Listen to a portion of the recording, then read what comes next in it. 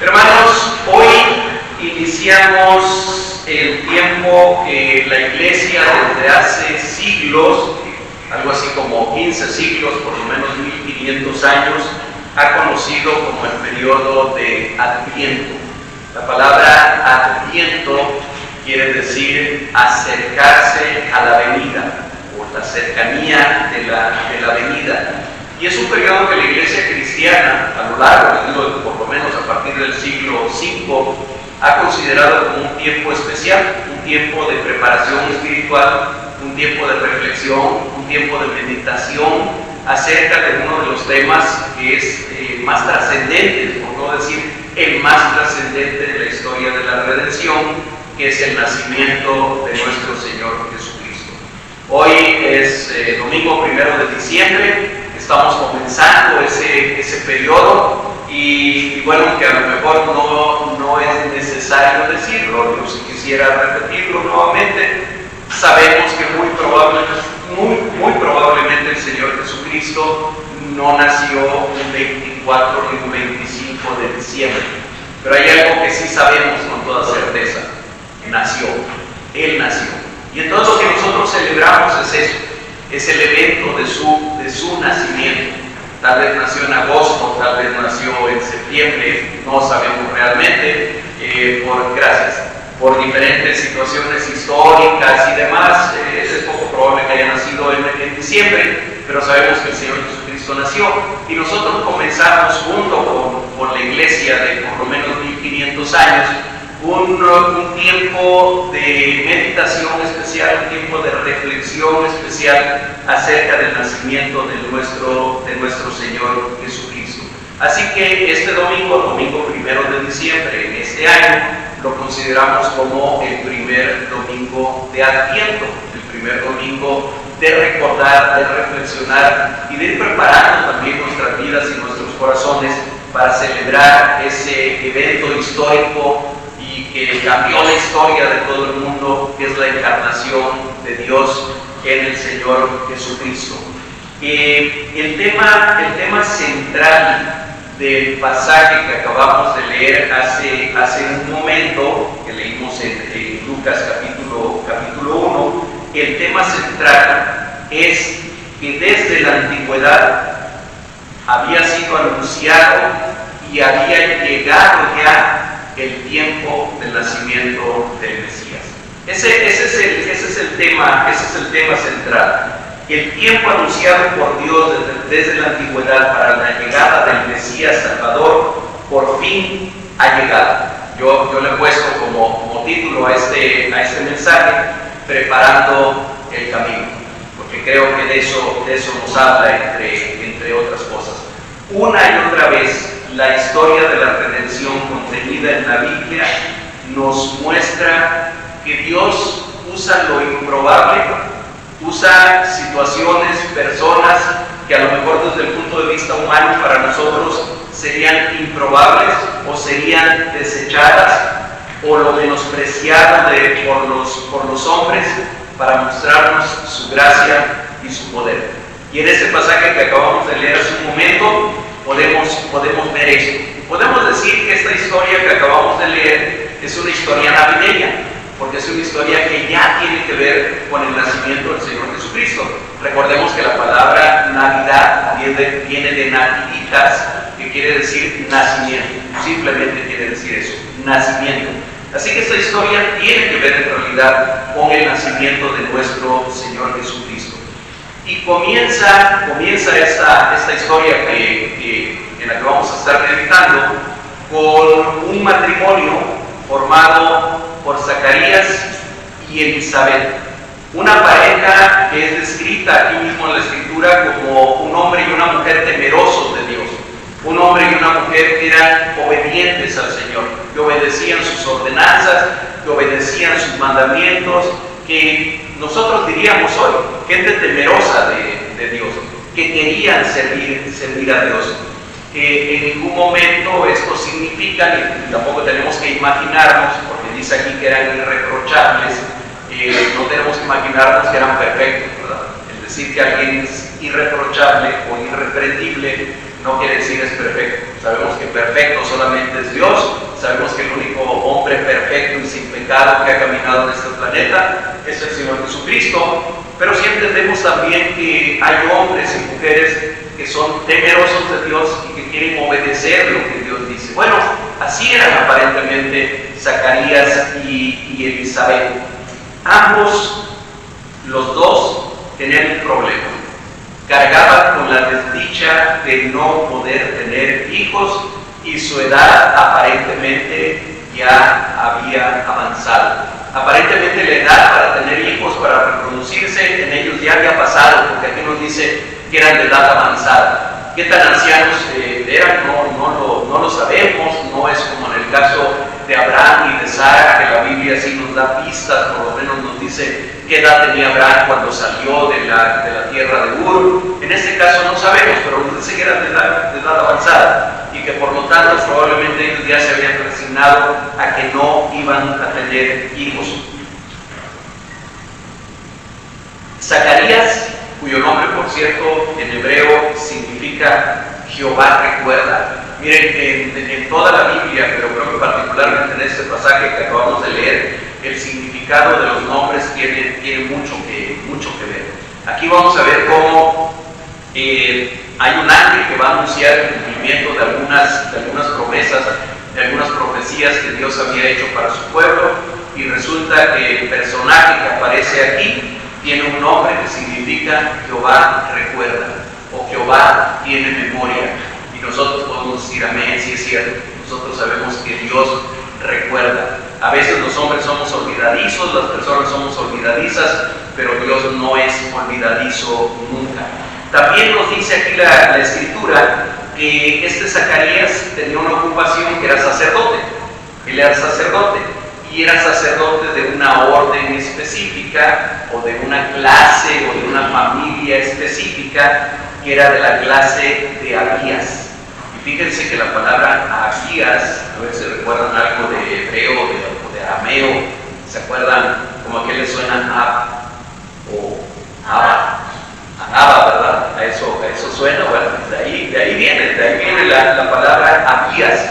Se traduce como Jehová es mi Padre o Jehová es Padre, y eso nos lleva inmediatamente a pensar en el Señor Jesucristo también, que había alguna relación ahí con esa clase sacerdotal a la cual pertenecía Zacarías. Lo que no nos dice aquí la Escritura, pero que sí nos dicen fuentes extrabíblicas, es que existían alrededor de 24 clases sacerdotales o 24 familias sacerdotales. A ver, recordemos que todos los sacerdotes pertenecían a una de las 12 tribus de Israel, ¿verdad? Todos recuerdan a qué tribu, a la tribu de Leví, ¿verdad? A los levitas. Tenían que ser de la tribu de los levitas, pero no solamente para ser sacerdote no bastaba con ser de la tribu de Leví, tenían que ser de una familia, dentro de la tribu de Leví, de una familia específica. ¿De quién? De Aarón, efectivamente. Por lo tanto, sabemos que Zacarías era descendiente de Aarón. Aarón después tuvo hijos y esos hijos tuvieron más hijos, y entonces había 24 familias sacerdotales diferentes, y Zacarías pertenecía a una de esas 24 familias, que era la de Abías. Se menciona también en fuentes extrabíblicas que para ese tiempo, siglo I antes de Cristo, todavía finales del siglo I, para ese tiempo probablemente habría en el templo de Jerusalén alrededor de 18,000 entre levitas y sacerdotes. Alrededor de 18,000. No todos servían al mismo tiempo, obviamente. Aquí había turnos y había épocas en que le tocaba servir a una familia, a otra familia, a otra familia. Y en ese tiempo le había tocado a la familia de Abías, y por eso es que Zacarías estaba en ese tiempo sirviendo en el templo. Eso sabemos del hermano Zacarías, del esposo de esta pareja. ¿Qué sabemos de su esposa? Bueno, sabemos que se llamaba Elizabeth, y Elizabeth también sabemos que era de la tribu de Aarón, lo menciona aquí mismo el texto que acabamos de leer.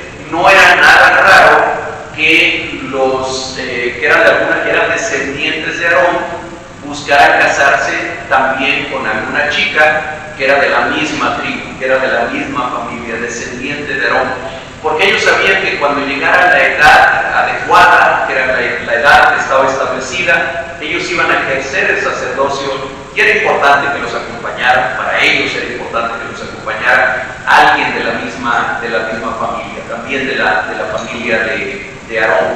¿Qué más sabemos de Elizabeth? Sabemos por lo que dice el mismo Lucas capítulo 1, versículo 36, es decir, un poquito más adelante, que era parienta nada más, no sabemos si prima, tía, sobrina o qué, pero que era parienta de una tal María de Nazaret. Eso nos lo va a decir el mismo Lucas un poquito más adelante, y sabemos que María de Nazaret fue la madre de nuestro Señor Jesucristo. Eran pues una pareja de judíos de la tribu de Leví, bastante ordinarios y además bastante desafortunados al tener el estigma de la esterilidad. El ser estéril en aquel tiempo era muy diferente a lo que significa ser estéril en la actualidad. Actualmente hay conocimiento médico, sabemos que bueno, la esterilidad se debe a algunas causas médicas, para muchas de las cuales hay tratamiento, y una pareja que padece de esterilidad tiene muchas opciones para llegar a tener hijos. En aquel tiempo, ser estéril era algo que se le achacaba por principio de cuentas a la mujer, siempre. Y en segundo lugar, se veía como una maldición de parte de Dios, como que ellos no estaban bien con Dios, y por eso aquella mujer no podía tener hijos. Entonces era como una marca, era como un estigma. Ellos cargaban con eso, ellos cargaban con ese estigma. Eran ordinarios y desafortunados, quizá como algunos de nosotros, quizá como muchos de nosotros. Ordinarios y desafortunados en algunas cosas, pero tenían un Dios extraordinario y todopoderoso como lo tenemos nosotros. Un Dios que está muy por encima de nuestras condiciones ordinarias y que nosotros no sabemos en un momento determinado lo que Dios va a hacer para cumplir con el propósito que tiene en nuestra vida. Bueno, sabemos también que ese Dios de Zacarías y de Elizabeth es el Dios soberano de todas las cosas y soberano de la historia y de las circunstancias. No perdamos nunca de vista eso. Dios es soberano de todas las circunstancias que ocurren en la vida de todo el mundo, pero muy particularmente en la vida de su pueblo. Hoy hemos orado por una circunstancia desafortunada que nos pasó, nos tocó vivir como familia el día de ayer. Y ahora que platicábamos de nuevo con mi hijo y con mi nuera, ellos están bien conscientes de que Dios estuvo al control de esas circunstancias, en todo lo que pasó, en todos los detalles. No voy a tomar tiempo para hablar de eso, pero solamente lo pongo como un ejemplo. Todo lo que ocurre en nuestra vida y todo lo que ocurre en la historia de la humanidad, Dios está al control. Si oímos de que hay una guerra en algún lugar del mundo, o que si hay una amenaza de que alguien va a atacar con bombas atómicas, nosotros deberíamos estar confiados y tranquilos. Sabemos quién está al control. Sabemos que no es alguien que tiene el poder para apretar un botón y desatar una guerra nuclear o una guerra atómica. No, Él no está al control. Ellos no están al control. Hay un Dios soberano de la historia que es quien verdaderamente tiene el control de todo lo que ocurre.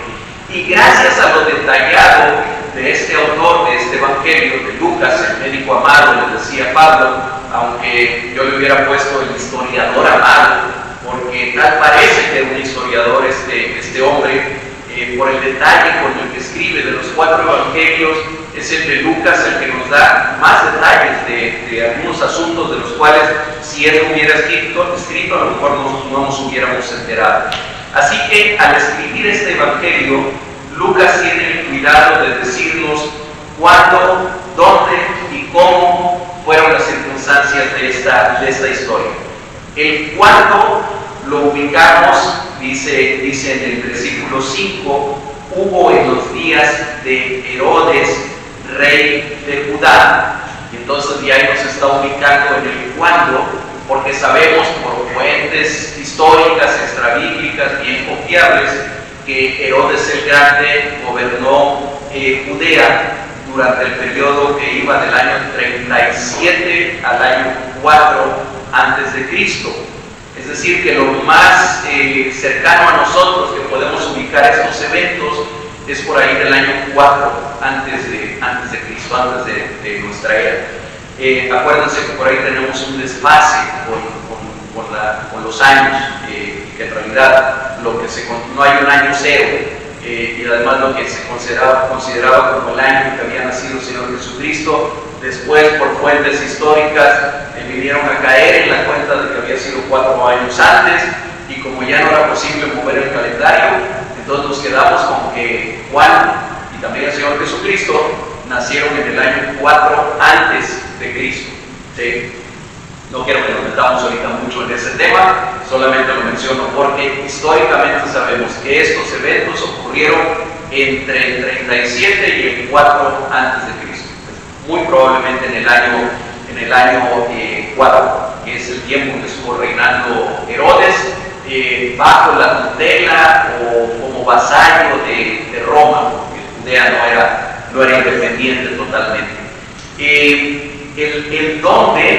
dónde lo deducimos fácilmente, ya que al estar sirviendo Zacarías como sacerdote, no podía ser en otro lugar más que Jerusalén, ¿verdad? Estaba sirviendo en el templo de Jerusalén, ahí era donde servían los sacerdotes. Pero el cómo es el más extenso de lo que describe aquí Lucas.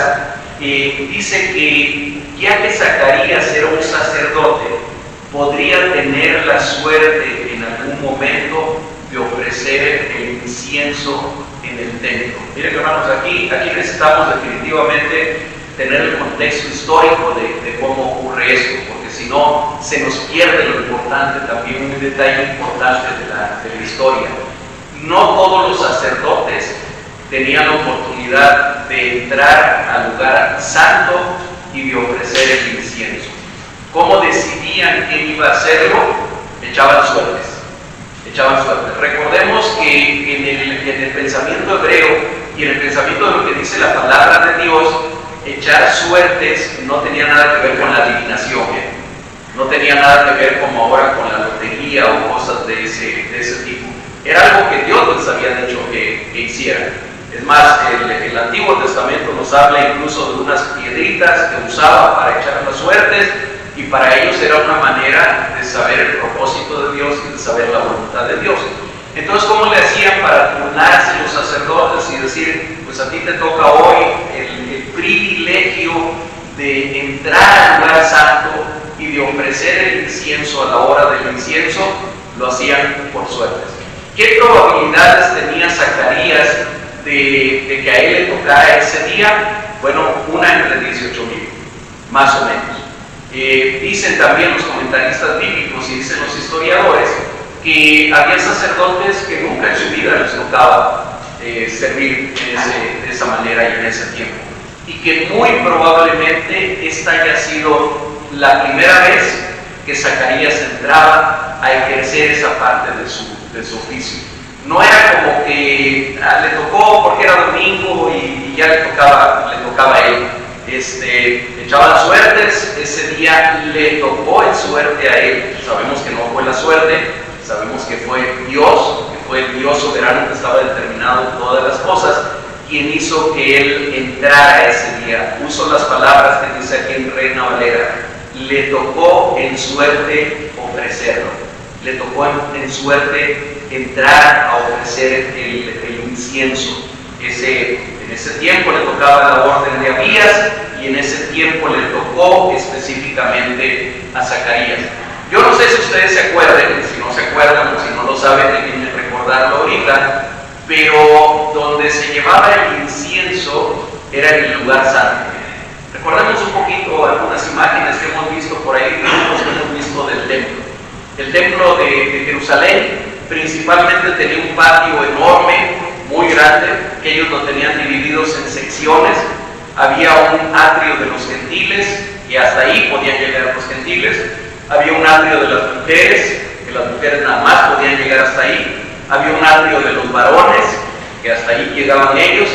Y luego estaba el santuario propiamente dicho, que tenía dos partes: el lugar santo, estaba el velo, y seguía el lugar santísimo. En el lugar santo, que no era un espacio muy grande, tal vez haya sido un área como esta en la que estamos ahora nosotros, no había tampoco muchos utensilios ahí adentro, no había muchos muebles, muchas cosas. Había básicamente tres cosas ahí. Estaba el candelabro con 7 lámparas, que estaba exactamente adelante del velo que dividía el lugar santísimo. Estaba la mesa con los panes de la proposición, y estaba el altar del incienso. El incienso que se quemaba ahí no era cualquier incienso. Dios había dado especificaciones bien precisas de cómo debería de ser ese incienso. Y el entrar a ese lugar a ofrecer el incienso era parte de la adoración que se hacía 2 veces al día. Cuando se hacía el sacrificio en la mañana y después cuando se hacía el sacrificio en la tarde. Por alguna referencia bíblica también podemos deducir que muy probablemente haya sido el sacrificio de la tarde, cuando le tocó entrar a Zacarías a presentar esto delante de Dios. Así que él entra en este lugar, y hay un evento que ocurre ahí en ese momento. Déjenme decirles, cuando entraba el sacerdote para ejercer su oficio y ofrecer el incienso, en ese momento los otros sacerdotes salían y se quedaba solo ese sacerdote. Eso lo sabemos perfectamente bien. Así que Zacarías está solo, está ofreciendo el incienso, y de repente aparece un ángel delante de él. Aparece un ángel a la derecha del altar del incienso. Todo eso lo acabamos de leer. Aparece al lado derecho. El que aparezca a la derecha tiene también un sentido. Hoy veíamos en la clase de la Escuela de Formación Cristiana como esta expresión de la diestra de Dios, que es la mano derecha de Dios, no es más que un símbolo de la autoridad y del poder de Dios. ¿Qué nos está diciendo aquí el Señor en este pasaje? Que ese ángel, que era un mensajero suyo, era un ángel del Señor, venía con toda la autoridad y con todo el poder de Dios a darle un anuncio a Zacarías. Un anuncio largamente esperado. Un anuncio que el pueblo de Israel había esperado durante mucho tiempo. Y aquí es donde los acontecimientos se salen del ordinario y comienzan a ser acontecimientos extraordinarios. Seguramente, 2 veces al día había un sacerdote al que le tocaba, que entraba a celebrar, a ofrecer el incienso después de que se había ofrecido el sacrificio en la parte de afuera, en el altar de bronce. Eso era ordinario, estaba ocurriendo día por día, 2 veces al día. Pero aquí ocurre lo extraordinario. Un ángel del Señor se apareció a la diestra del altar del incienso, con el significado que ya acabo de mencionar, que aquel ángel traía toda la autoridad y todo el poder de Dios. Y el mensaje de aquel ángel para Zacarías es directo. Le dice, en primer lugar, no temas, no tengas miedo, no temas, porque tu oración ha sido escuchada. Y aquí nos tenemos que preguntar, acuérdense que nosotros tenemos que preguntarle a la Escritura, tenemos que preguntarle a la palabra, cuestionarle en el buen sentido de la palabra. ¿Cuál oración? ¿Cuál oración? El ángel le dice, tu oración ha sido oída.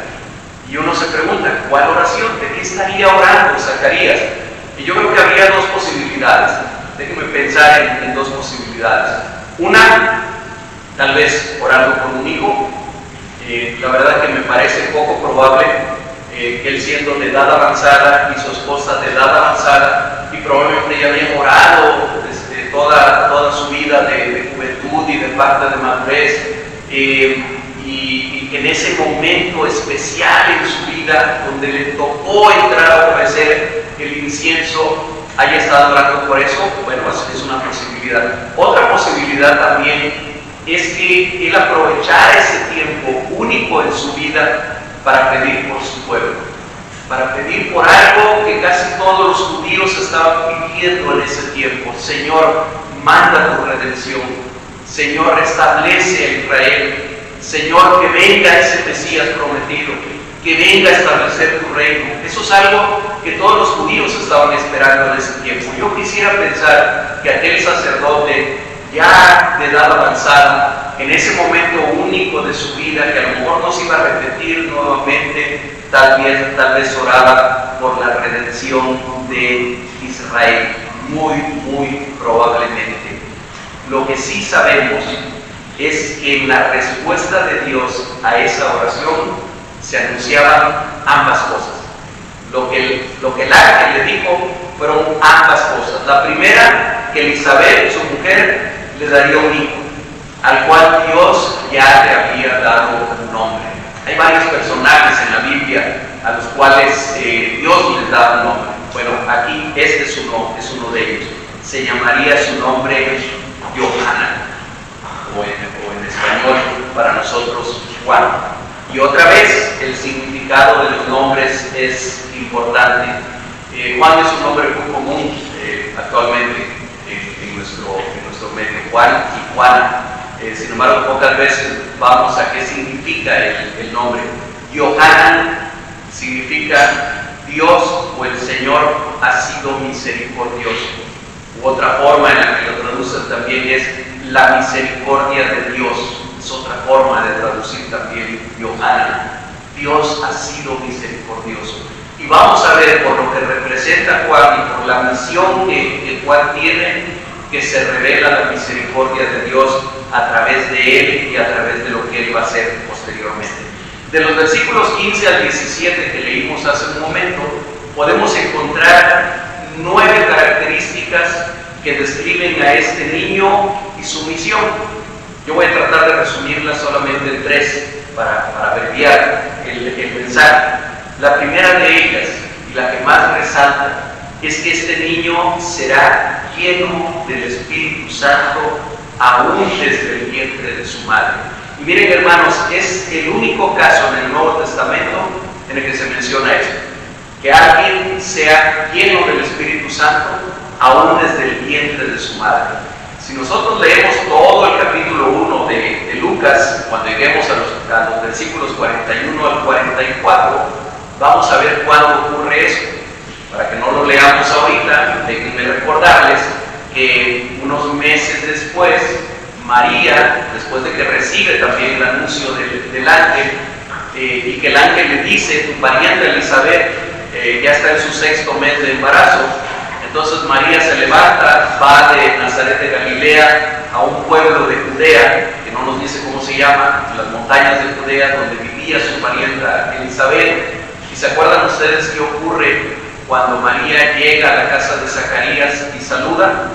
¿Qué ocurre con el bebé? El bebé salta, ¿verdad? Salta. Y dice ahí que Elizabeth en ese momento fue llena del Espíritu Santo.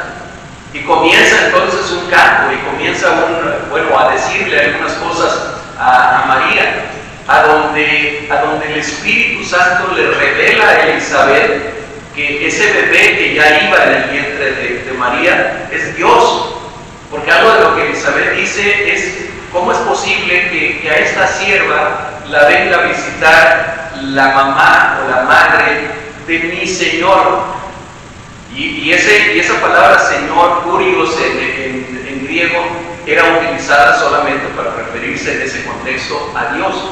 Así que el mismo Espíritu Santo le revela eso a Elizabeth. Y sabemos que en ese momento también aquel niño, 6º mes de embarazo, fíjense cuántos detalles nos da la Escritura, es lleno del Espíritu Santo. Y de ahí en adelante, el resto de su vida, ¿verdad? El resto de su ministerio, él da evidencia de esa llenura del Espíritu Santo. Entonces, eso es lo primero, es una de las cosas. Luego son 9 características, yo las resumí nada más en 3. La segunda es que ese niño que está siendo anunciado por el ángel en ese momento a su padre Zacarías, irá con el espíritu y el poder de Elías. ¿Y eso qué quiere decir? ¿Qué significa eso, que vaya con el espíritu y el poder de Elías? Bueno, es una clara alusión a una profecía que está en uno de los, precisamente en el último de los profetas del Antiguo Testamento, Malaquías capítulo 3, versículo 1, y después en el siguiente capítulo 4, versículos 5 y 6, al final del libro. Déjenme leerles como dice Malaquías 3:1. He aquí, yo envío a mi mensajero, el cual preparará el camino delante de mí, y vendrá súbitamente a su templo el Señor, a quien vosotros buscáis, y el ángel del pacto, a quien deseáis vosotros. He aquí viene, ha dicho Jehová de los ejércitos.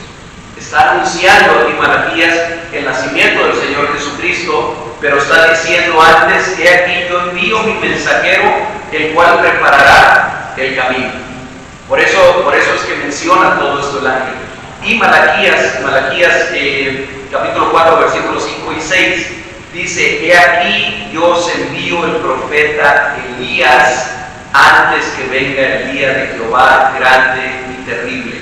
Él hará volver el corazón de los padres hacia los hijos, y el corazón de los hijos hacia los padres, no sea que yo venga y hiera la tierra con maldición.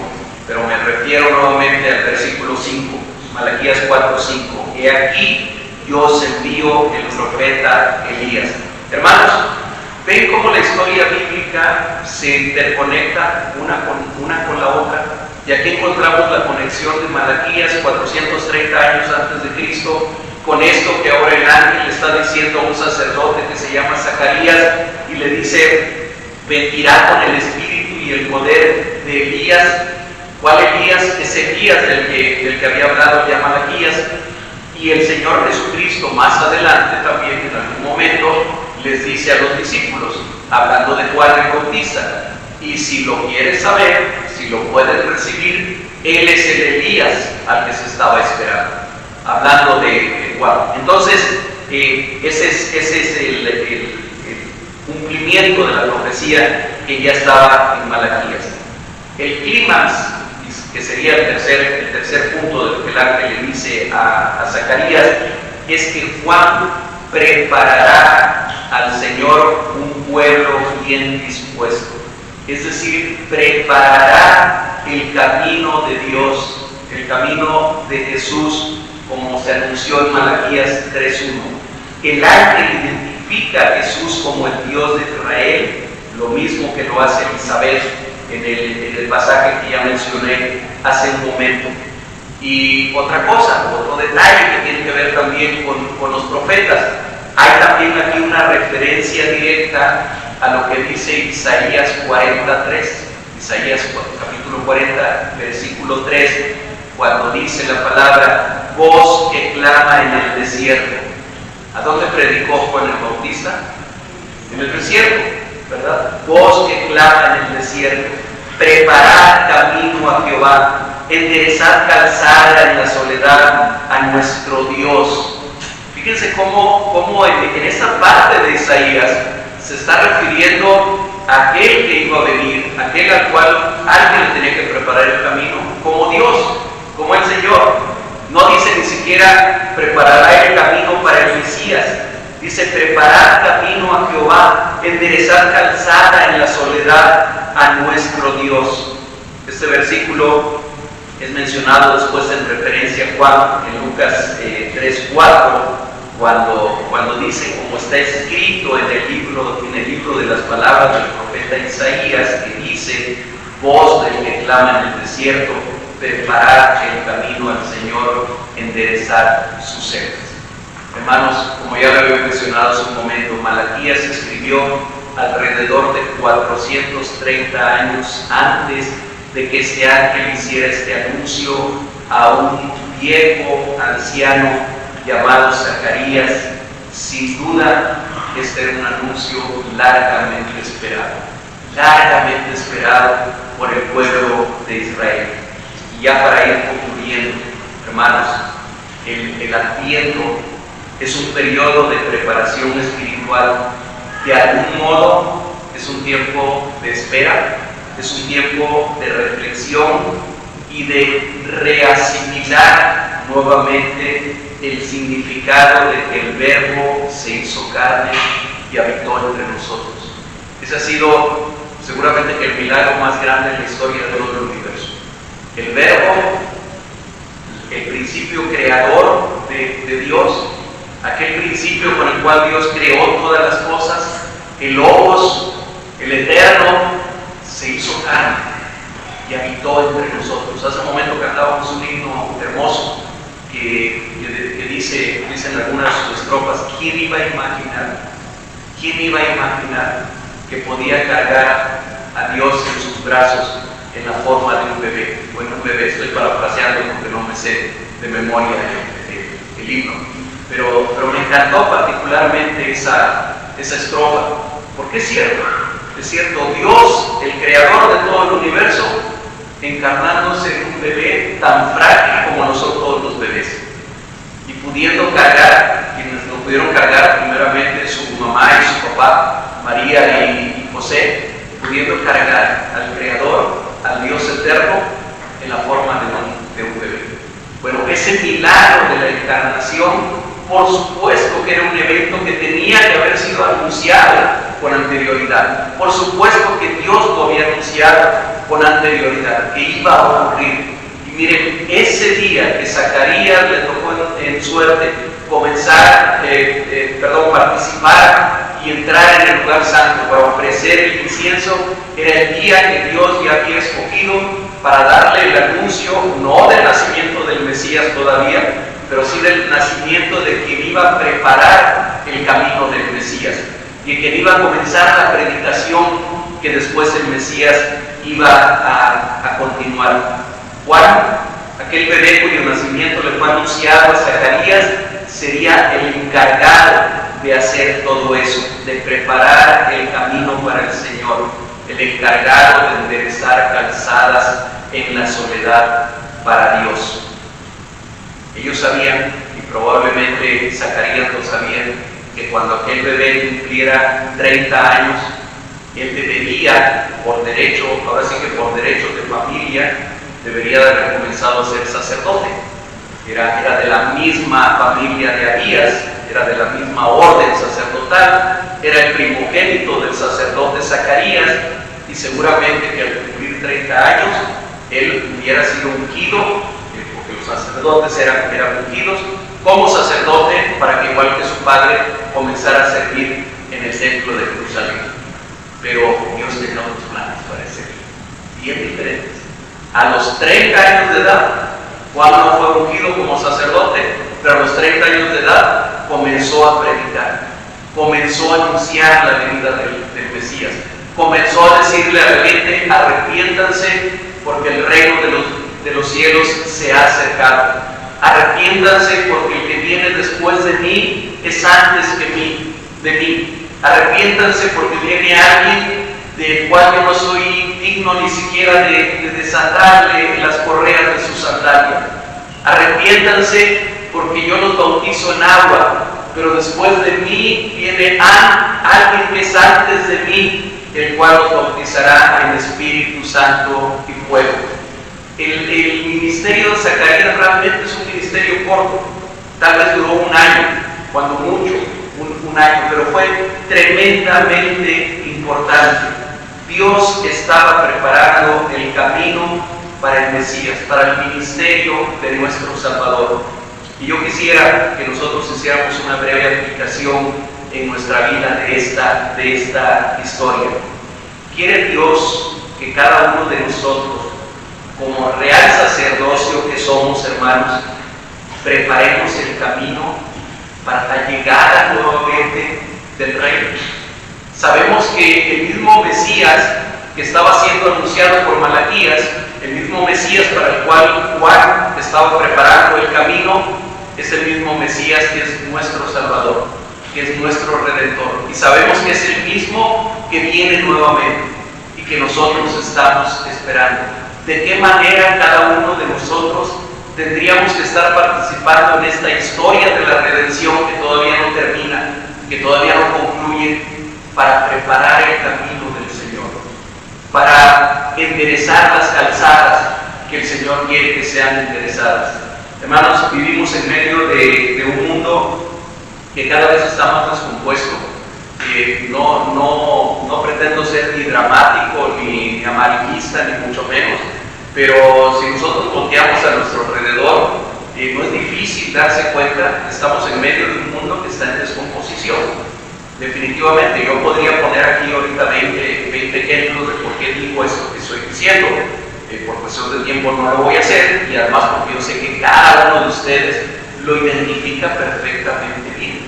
Estamos en medio de un mundo y de una sociedad que se desmorona. Estamos viviendo probablemente lo último de los últimos tiempos. Esos últimos tiempos que comenzaron con el nacimiento del Señor Jesucristo y que van a terminar con la segunda venida del Señor Jesucristo. Todo ese periodo son los últimos tiempos, pero habrá una parte última de esos últimos tiempos. Yo creo que estamos muy cerca de ese tiempo. Creo que igual que Juan lo hizo en el desierto hace 2000 años, nosotros somos llamados también a preparar el camino del Señor para aquellos que todavía no han llegado al Señor, para aquellos que todavía no han escuchado de Jesucristo. Ese es el sentido del Adviento, ese es el sentido de la Navidad, es el sentido teológico que tiene para nosotros la Navidad. El Rey nació hace 2000 años, el Verbo fue encarnado hace 2000 años, pero ese mismo Rey viene nuevamente y viene a un mundo que no está preparado para recibirlo, a un mundo que no lo quiere recibir. Hermanos, la mayor parte de las personas que conocemos, la mayor parte de las personas con las que nosotros tratamos, no tienen el más mínimo interés en Dios. Sabemos lo que la Navidad significa para la mayor parte del mundo. No somos ingenuos. Sabemos lo que significa para la mayor parte del mundo. Es una cena bien sabrosa, es gastar en ropa. Generalmente es la época en que la gente se compra ropa, es la época de estrenar, de recibir regalos o de dar regalos, a veces bastante costosos. Para algunos es tiempo de embriagarse también con alcohol, es un tiempo de fiestas. Dentro de poquito van a comenzar las posadas, y las posadas son fiesta, baile, alcohol, diversión, nada que tenga que ver con el Mesías, nada que tenga que ver con el Señor, nada que tenga que ver con la historia de la redención. Pero hermanos, como iglesia de Jesucristo, ustedes y yo, nosotros somos llamados a marcar ese camino, a señalar ese camino, no dejando de celebrar la Navidad. Celebremos la Navidad, pero celebremos el verdadero significado que tiene la Navidad, el verdadero mensaje que tiene, que nació el Salvador, y que ese Salvador quiere nacer en el corazón de cada una de las personas que todavía no lo conocen, que hay muchos caminos que se tienen que enderezar, hay muchas calzadas que se deben de enderezar, hay muchos valles que deben de ser bajados, muchas montañas, muchos montes que tienen que ser bajados, muchos valles que tienen que ser elevados. Eso es preparar el camino del Señor, y nosotros somos llamados a preparar ese camino. El Rey viene, el Rey regresa, y nosotros somos llamados a anunciar eso, y en la medida de nuestras posibilidades, pero cumpliendo con el llamado de Dios, contribuir a la preparación de esa venida del Señor. Que Dios nos ayude para que en este tiempo y en estas 4 semanas que vamos a estar reflexionando, que vamos a estar meditando, el Señor ponga claridad en nuestro pensamiento, ponga claridad en nuestro corazón en cuanto al llamado personal que nos ha hecho a cada uno de nosotros para anunciar su reino, para hablar de su reino, especialmente en este tiempo. Yo no estoy de acuerdo con la forma en la que se celebra la Navidad en muchísimos lugares, en muchísima gente, pero creo que es una oportunidad que nosotros tenemos cada año para hablar de la verdad del Evangelio de Jesucristo, para hablar de esto. ¿Por qué? Porque la gente está un poco más sensible. No toda la gente está totalmente metida en el materialismo. De alguna manera, aunque sea la música o las lucecitas o los adornos que aparecen, a la gente le da cierta sensibilidad. Bueno, aprovechemos nosotros esa oportunidad para hablar del verdadero sentido de la Navidad, del verdadero sentido de que el Mesías haya nacido. Oremos, hermanos. Padre amado, te damos gracias, Señor, por esta palabra tuya. Te damos gracias, Señor, porque algo sabemos con certeza. Tú naciste, tú te encarnaste. Sabemos a dónde fue, sabemos que fue en Belén. no sabemos exactamente el día, no sabemos la hora, Señor, tú no has querido que nosotros la sepamos, pero nos celebramos porque es una realidad palpable en la historia y en nuestras vidas también. Señor, gracias porque tú preparaste todas las cosas. Tú preparaste a Zacarías, tú preparaste a Elizabeth, tú preparaste a aquel ángel que llegó aquel día, tú preparaste a Malaquías para que diera esta profecía, tú preparaste y le diste palabra tuya a Isaías, tú usaste la vida de aquel personaje llamado Juan para preparar el camino para la venida y el inicio del ministerio del Señor Jesucristo. Hoy te pedimos, Señor, que tú uses la vida de cada uno de nosotros. Volvemos a reconocer delante de ti lo que somos. Somos siervos inútiles. Señor, usa la vida de estos siervos inútiles para llevar tu palabra, para llevar tu verdad a aquellos que tanto están necesitando escuchar. Te damos gracias en el nombre precioso de Jesucristo. Amén. Amén. Dios les bendiga, hermanos.